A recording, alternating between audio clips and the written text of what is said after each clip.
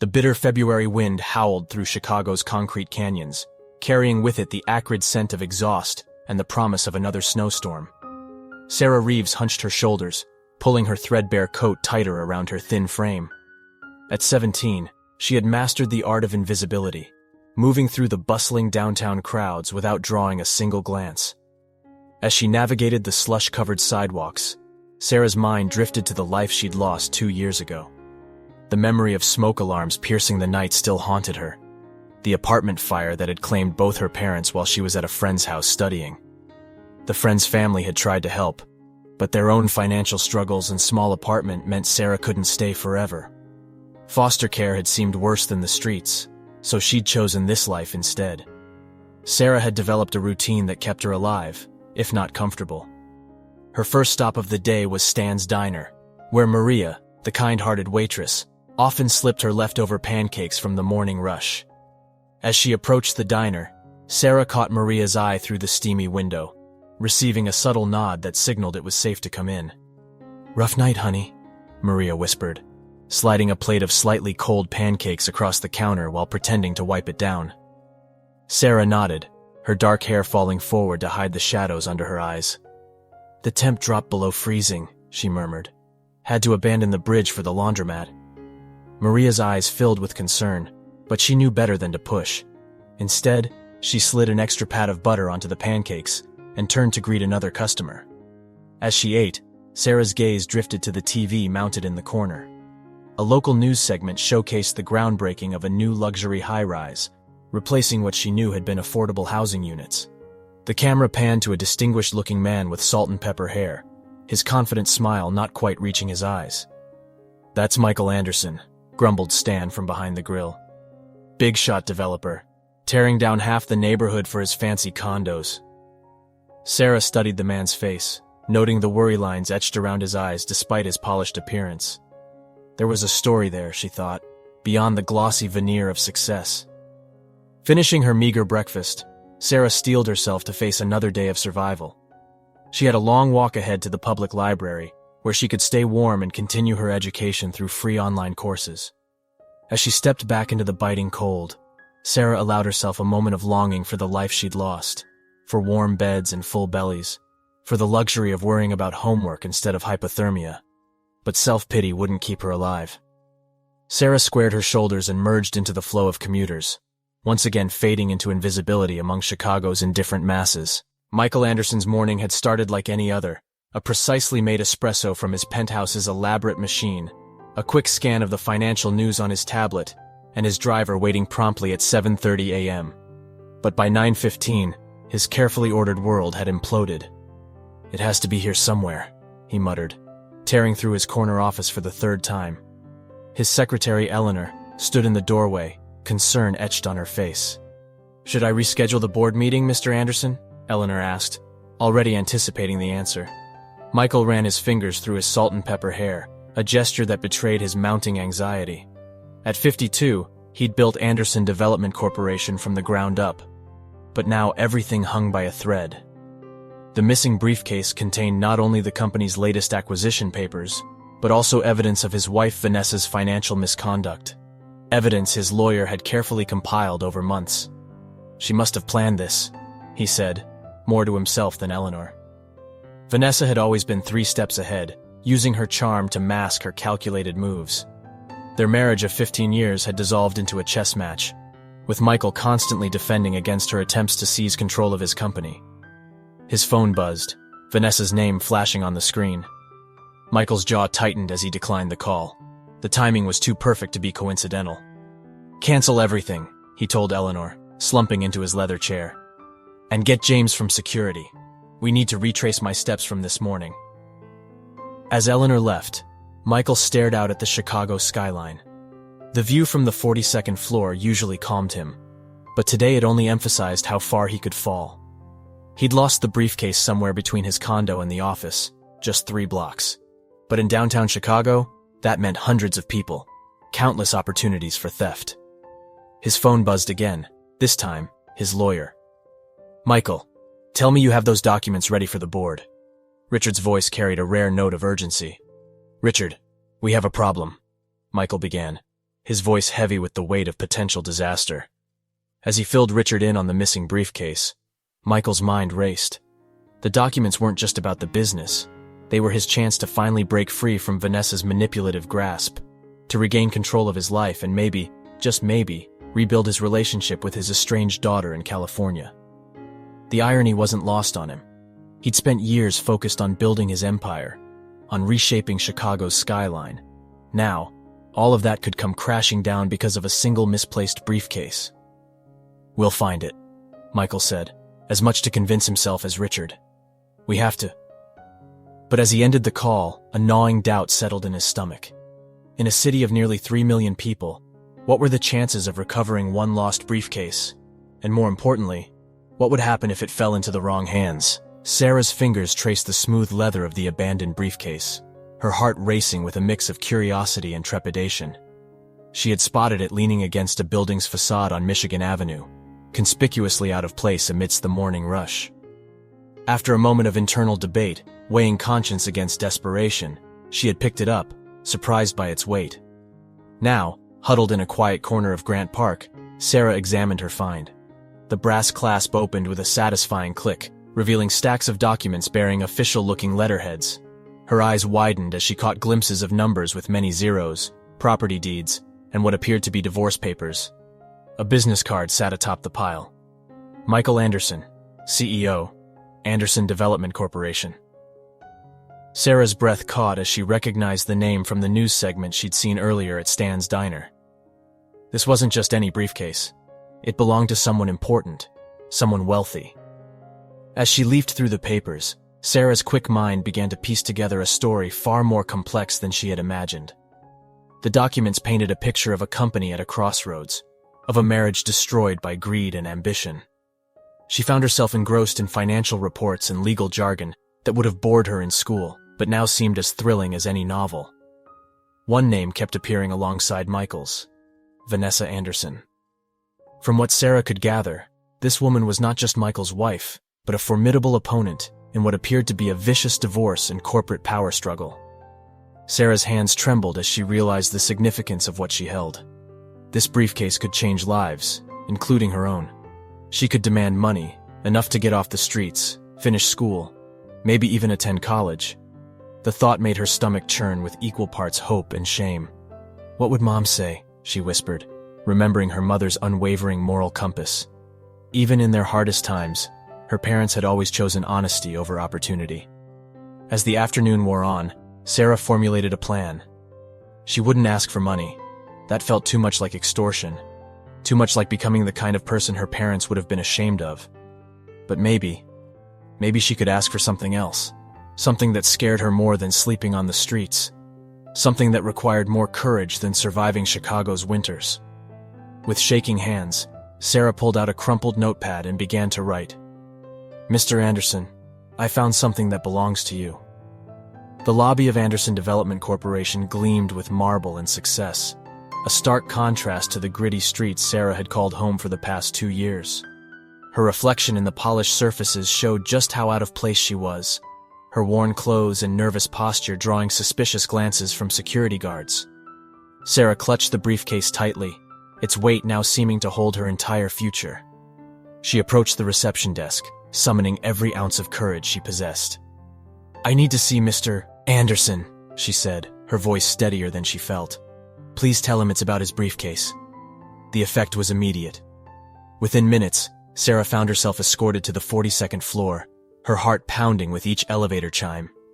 As the doors opened, she stepped into a world she had only seen in movies: plush carpets, gleaming wood paneling, and floor-to-ceiling windows offering a breathtaking view of the city. Michael Anderson stood as she entered his office, his expression a mix of relief and confusion. He was taller in person, his presence filling the spacious corner office, but Sarah noticed the dark circles under his eyes, the slight tremor in his hands. "You found it," he said, moving toward her. Then he stopped, really seeing her for the first time. "You're just a kid." Sarah straightened her shoulders, channeling the strength that had kept her alive on the streets. "I read some of the documents," she admitted. "I know they're important." Michael's face tightened. "How much do you want?" "I don't want money," Sarah said, her voice barely above a whisper, She clutched the letter she'd written in the park. I want a chance. She handed him both the briefcase and the letter, watching as he scanned her words. His expression shifted from suspicion to surprise, then to something softer, more complex. You want to stay with me? He asked, looking up from the letter. Why? Sarah's carefully prepared speech dissolved. Because I'm tired, she said simply. Tired of being invisible. Tired of surviving instead of living. I could have sold these documents to your wife. I know enough to understand what they mean. But I didn't. Michael sank into his chair, studying her with new eyes. The silence stretched between them, filled with possibility and fear. This is crazy, he muttered, more to himself than to Sarah. You realize how this looks, right? A teenage girl asking to stay with a man she's never met? Sarah nodded, her throat tight. I know, but I'm out of options, Mr. Anderson. And I think maybe you need someone on your side as much as I do. Michael's gaze drifted to a framed photo on his desk, a younger version of himself with a smiling girl, perhaps 12 or 13. When he looked back at Sarah, there was a mix of pain and determination in his eyes. Let's start with dinner, he said finally. We'll talk more, figure out something. I can't promise anything beyond that. Understood? Sarah nodded, a small spark of hope flickering in her chest. It wasn't a solution, not yet. But it was a start. And after 2 years of invisibility, of mere survival, a start was more than she had dared to dream of. As they left the office together, neither Sarah nor Michael could have imagined how this unlikely encounter would change both their lives and challenge everything they thought they knew about family, trust, and second chances. The elevator ride to Michael's penthouse was silent, thick with unspoken questions and uncertainties. Sarah's eyes widened as they stepped into a foyer larger than any apartment she'd ever lived in. The space was immaculate, all sleek lines and muted colors, but it lacked the warmth of a home. The guest room is through there, Michael said, running a hand through his hair, a gesture Sarah was beginning to recognize as a sign of stress. There are clean towels in the bathroom. We'll get you some clothes tomorrow. Sarah nodded, overwhelmed by the luxury surrounding her. Thank you, she said, meaning it for more than just the room. I promise you won't regret this. Michael paused, his expression unreadable. Look, Sarah, this isn't permanent. We both know this situation is unconventional. I'll help you get back on your feet, but we need to find a more appropriate long-term solution. The words stung, but Sarah understood. She'd read enough in those documents to know Michael's life was complicated. I understand, she said softly. I appreciate anything you can do. As Sarah settled into the guest room, Michael retreated to his home office, pouring himself a generous glass of scotch. He stared at the photo of his daughter Lily, guilt gnawing at him. It had been 3 years since he'd seen her, his ex-wife in California having one primary custody. What am I doing? He muttered to himself. Taking in a homeless teenager was reckless, potentially disastrous for his public image, and his ongoing legal battles with Vanessa. But something in Sarah's letter, in her eyes, had reached past his carefully constructed walls. His phone buzzed. A message from Richard, his lawyer. Board meeting rescheduled for tomorrow.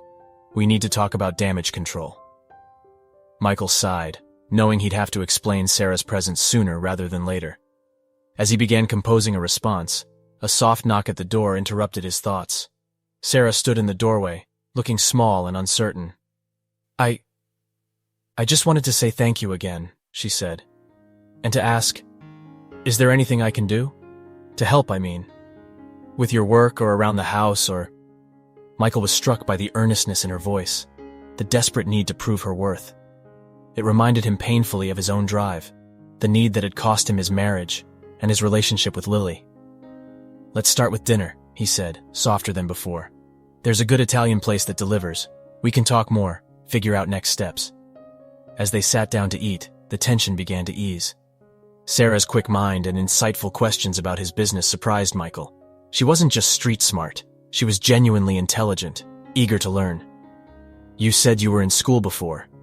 Everything happened, Michael said cautiously. Would you want to go back? Sarah's eyes lit up, then dimmed. More than anything. But I'm so far behind now, and there's no way I could afford— Let me worry about that, Michael interrupted. If you're serious about making a change, education is the first step. For the first time in years, Sarah felt a glimmer of real hope, and Michael, watching her enthusiasm, felt something shift inside him. This wasn't just charity or penance. This was a chance to make a difference, to perhaps redeem some of his own past mistakes. As they cleared the dishes, a tentative plan began to form. Neither could have predicted the challenges that lay ahead, or the profound impact they would have on each other's lives. Vanessa Anderson's stilettos clicked against the marble lobby floor the next morning, turning heads as she swept past security. At 45, she still commanded attention, her beauty weaponized by ambition and a lifetime of social maneuvering. "Where is he?" she demanded, bursting into Michael's office without knocking. Then she stopped short, seeing Sarah sitting in one of the visitor chairs, wearing new clothes and working on what appeared to be online coursework. "Who is this?" Vanessa's voice dripped with disdain. Michael met his soon-to-be ex-wife's gaze steadily. "This is Sarah. She's staying with me for a while." Vanessa's perfectly sculpted eyebrows rose. How convenient. Just when those documents disappeared. Her gaze swept over Sarah, calculating. "How much is he paying you, sweetheart?" "That's enough," Michael cut in, but Sarah stood up, her chin raised defiantly. "Nothing," she said clearly. "He's helping me because it's the right thing to do. Something you might not understand." Vanessa's laugh was cold, but her eyes glittered with interest. "Oh, Michael, you always did have a weakness for strays. But this," she gestured at Sarah, "this will cost you. The board won't like it. The press will love it. The wealthy CEO taking in a homeless teenager? So many ways this could go wrong." Sarah watched Michael's jaw clench, saw the weight of Vanessa's threats land. But before he could respond, Sarah stepped forward. "The documents are safe," she said quietly, "and copies have been made. So maybe worry less about me and more about what they reveal about you." Vanessa's smile froze, then disappeared. She turned on her heel and left, but not before Sarah caught the flash of calculation in her eyes. This wasn't over. Michael let out a long breath. That was either very brave or very foolish. "Sometimes they're the same thing," Sarah replied, returning to her schoolwork. But inside, she worried. She'd made an enemy today, and Vanessa didn't seem like the type to forget it. As the day progressed, the fallout from Vanessa's visit became clear. Michael spent hours on the phone, alternating between placating board members and strategizing with his legal team. Sarah, feeling helpless, threw herself into her studies, determined to prove she wasn't a burden. That evening, as they sat in Michael's home office reviewing the day's events, a news alert flashed across his computer screen. Sarah's heart sank as she read the headline, "Anderson Development CEO embroiled in scandal. Teenage girl moves in." Michael's face hardened as he scanned the article. "Vanessa works fast," he muttered. "This is going to be a PR nightmare." Sarah felt a wave of guilt wash over her. "I'm so sorry," she whispered. "I never meant to cause trouble. Maybe I should leave, find somewhere else." "No," Michael said firmly, surprising them both with his vehemence. "We're not playing into Vanessa's hands. We have nothing to hide, and running would only make us look guilty." He turned to Sarah, his expression softening. "I made you a promise, and I intend to keep it. But things are going to get complicated. Are you sure you're ready for this?" Sarah thought of the streets, of the cold and hunger and constant fear. She thought of the hope she'd begun to feel, the possibility of a real future. Meeting Michael's gaze, she nodded. "I'm ready," she said. "Whatever comes, we'll face it together." As they began to strategize their response to the media frenzy, neither Sarah nor Michael could have anticipated the storm that was brewing. A confluence of corporate intrigue, personal vendettas, and the unexpected power of compassion in a world that had forgotten its importance. The next few weeks were a whirlwind of activity and emotion for both Sarah and Michael. As promised, Michael had enrolled Sarah in an accelerated online program to help her catch up on her studies. She threw herself into the work with a fervor that impressed even her teachers, determined to prove she was worthy of the chance she'd been given. Meanwhile, Michael was fighting battles on multiple fronts. The board was in an uproar over the perceived scandal, with some members calling for his resignation. The press camped outside his office and home, hungry for any morsel of gossip about the homeless teen and the embattled CEO. One evening, as Chicago's skyline glittered beyond the penthouse windows, Michael found Sarah on the balcony, huddled under a blanket despite the mild spring air. "Couldn't sleep?" he asked, joining her. Sarah shook her head. "Just thinking about my parents. Tonight's the anniversary of, you know." Michael nodded, remembering the story she'd shared. After a moment's hesitation, he said, "I lost my father when I was about your age. Heart attack. It changes you. Does it ever stop hurting?" Sarah's voice was barely audible. "No," Michael answered honestly. "But you learn to carry it differently. It becomes part of who you are, shaping your choices, your view of the world." They sat in companionable silence, the city's hum a gentle backdrop. Finally, Sarah spoke again. "I've been meaning to ask. Why did you really let me stay? Even with all this mess, you haven't kicked me out." Michael considered the question, realizing he'd been asking himself the same thing. "I think I saw a chance to do something right. My relationship with Lily, my daughter, is so damaged. Maybe I thought I could make amends somehow. I'm not a replacement," Sarah said softly, a hint of hurt in her voice. "No," Michael agreed quickly. "You're your own person, and I'm starting to realize how remarkable that person is. You've shown more courage and integrity in these few weeks than most people do in a lifetime." The moment hung between them, fragile and important. Then Sarah yawned, breaking the tension. "Get some sleep," Michael said, squeezing her shoulder as he stood. "We've got that charity event tomorrow, remember?" As Sarah headed to bed, Michael lingered on the balcony, his mind racing. He'd meant what he said about Sarah's courage, but he was also beginning to realize how much he'd come to care for her. It wasn't just about redemption anymore. Somehow, this bright, resilient girl had become important to him in her own right. With a sigh, he pulled out his phone and dialed a number he hadn't called in far too long. "Lily," he said when a sleepy voice answered. "It's Dad. I know it's late, but I need to talk to you about some things. Important things." The charity gala was in full swing, Chicago's elite mingling in designer gowns and tuxedos. Sarah, wearing a borrowed dress that made her feel both beautiful and out of place, stuck close to Michael's side. She'd insisted on coming, despite his concerns about the media attention. "I'm not hiding," she'd told him firmly. "We have nothing to be ashamed of." Now, as they navigated the crowd, Sarah could feel the weight of curious stares and whispered conversations. She held her head high, drawing strength from Michael's steady presence beside her. "Michael, darling!" A woman's voice cut through the crowd.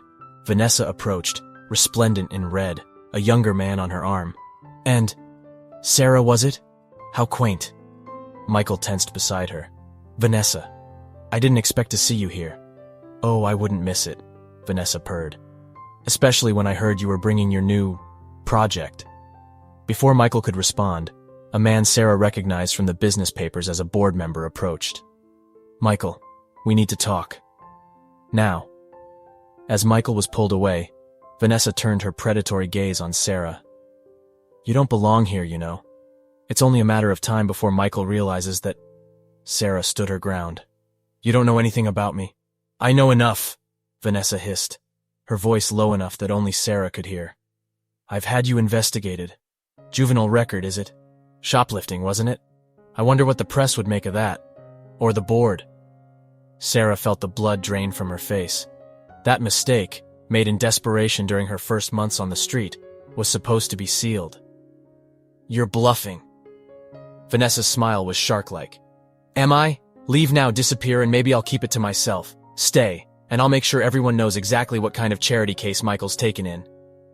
Before Sarah could respond, Michael returned, his face grim. "We're leaving," he said, placing a protective hand on Sarah's back. In the car, Sarah's tears finally came. "I'm so sorry," she whispered. "I've ruined everything."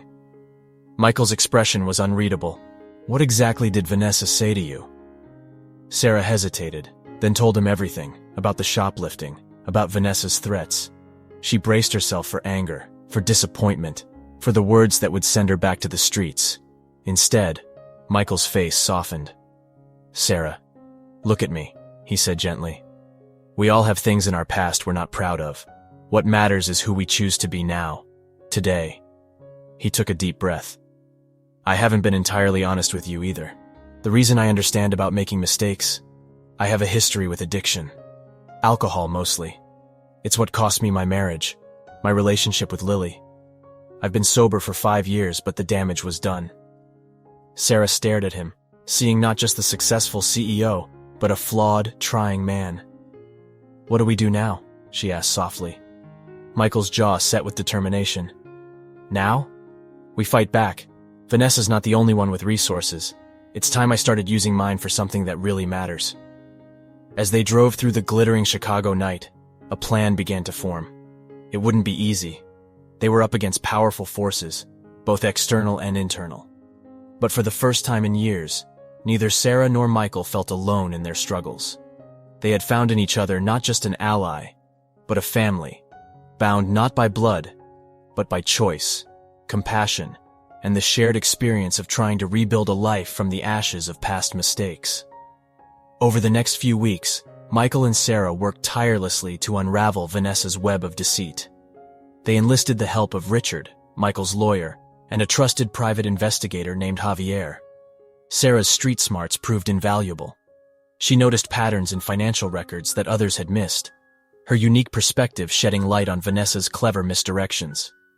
"Look at this," Sarah said one evening, pointing to a series of transactions on Michael's computer screen. "These shell companies, the names are all variations of her childhood pets." Michael leaned in, amazed. "How did you figure that out?" Sarah shrugged. "I overheard her at the gala, talking about her old dog. It got me thinking. Their breakthrough came when they uncovered evidence of Vanessa's offshore accounts, revealing years of embezzlement and tax evasion. The documents in the briefcase had been just the tip of the iceberg. "We've got her," Richard said, reviewing their findings. "This is more than enough for criminal charges, let alone winning the divorce settlement." Michael sat back, a mix of relief and sadness washing over him.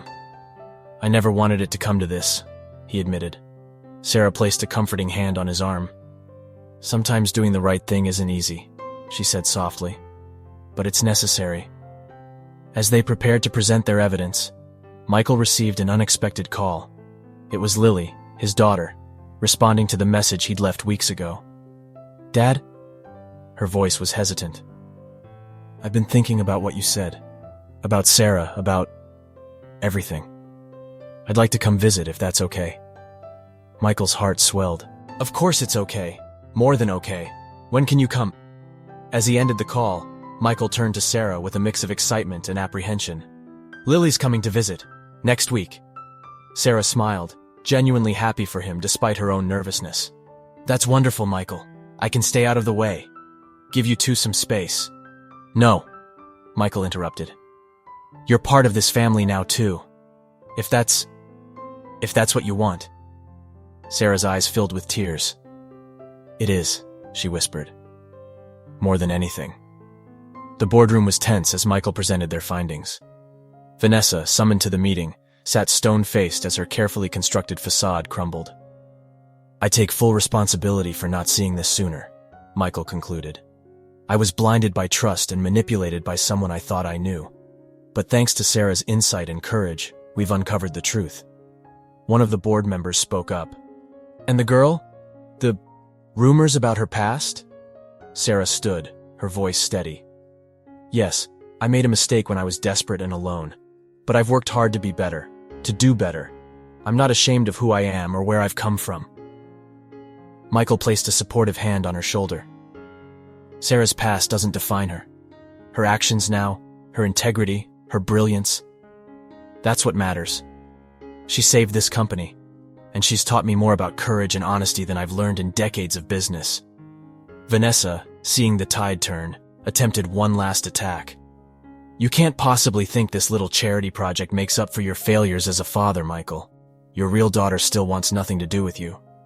The words stung, but Michael stood firm. "You're right, Vanessa. I've made mistakes with Lily, but Sarah has shown me it's never too late to try to make things right. That's why, after this meeting, I'm picking Lily up from the airport.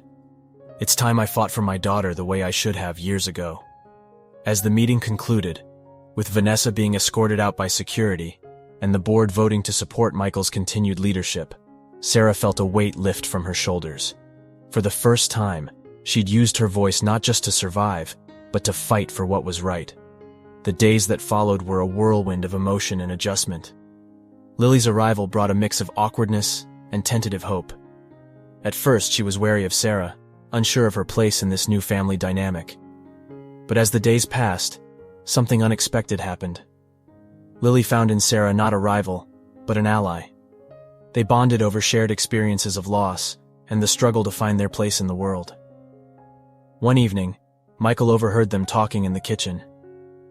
"It wasn't easy, you know," Lily was saying, watching him spiral, feeling like I wasn't enough to make him stop drinking. "It wasn't about you," Sarah replied softly. "Addiction. It's not something you can love someone out of. But he's trying now. That has to count for something, right?" Michael stepped away, his heart heavy but filled with a new determination. He couldn't change the past, but he could work to be the father and the man that both these remarkable young women deserved. 6 months later, the Anderson household looked very different. Michael's efforts to rebuild his relationship with Lily were bearing fruit. She had decided to transfer to a college in Chicago, wanting to be closer to her father and her new sister. Sarah, now officially Michael's ward, was thriving. She had caught up on her studies and was preparing to start her senior year at a prestigious private school. Her past on the streets wasn't a secret, but it had become a source of strength rather than shame. As they sat down to dinner, Michael, Sarah, and Lily, the atmosphere was relaxed, filled with the warmth of a real family. "I got the internship," Sarah announced, beaming. "The youth homelessness outreach program downtown." "That's fantastic," Michael exclaimed, genuine pride in his voice. Lily grinned. "Between that and your straight A's, you're making the rest of us look bad, sis." The ease with which Lily used the term sis wasn't lost on anyone. The road hadn't been smooth. There had been jealousy, misunderstandings, and plenty of therapy, but they were finding their way. "I couldn't have done it without both of you," Sarah said softly. "You gave me a chance when no one else would." Michael shook his head. "You did the hard work, Sarah. We just provided the opportunity." As the conversation flowed, touching on Lily's college plans and Michael's new focus on ethical business practices, Sarah felt a profound sense of belonging. She had found more than just a roof over her head. She had found a family, a purpose, and a future. 1 year to the day since Sarah had walked into Michael's office with his briefcase, they stood together at a podium, addressing a crowd at the opening of a new youth center. "This center," Michael said, his voice carrying across the gathered crowd, "is more than just a building. It's a promise. A promise that every young person deserves a chance, deserves to be seen, to be heard, to be valued." Sarah stepped up to the microphone, her confidence a far cry from the scared girl she had once been. "A year ago, I was homeless, hopeless, and invisible. Today, I stand here because one person chose to see me, to give me a chance. This center aims to do the same for others like me." As they cut the ribbon, officially opening the Sarah Anderson Youth Center, Michael felt tears prick his eyes. They weren't tears of sadness for lost documents or a failed marriage, but tears of joy, of pride, of profound gratitude for the unexpected journey that had brought them here. Sarah caught his eye, understanding passing between them. They had saved each other in ways neither could have imagined. And now, they were extending that lifeline to others. As the crowd cheered and the first group of teens entered the center, Michael, Sarah, and Lily stood side by side, no longer defined by their past mistakes or labels, but by their choices, their compassion, and the family they had built together, a testament to the transformative power of second chances and the enduring strength of the human spirit. What did you think of Sarah's story? Please leave a comment with your opinion. 2 buttons will appear next to it. One to subscribe, if you haven't already, and another to watch other exciting stories. Make your choice. Thanks for watching this far. See you soon.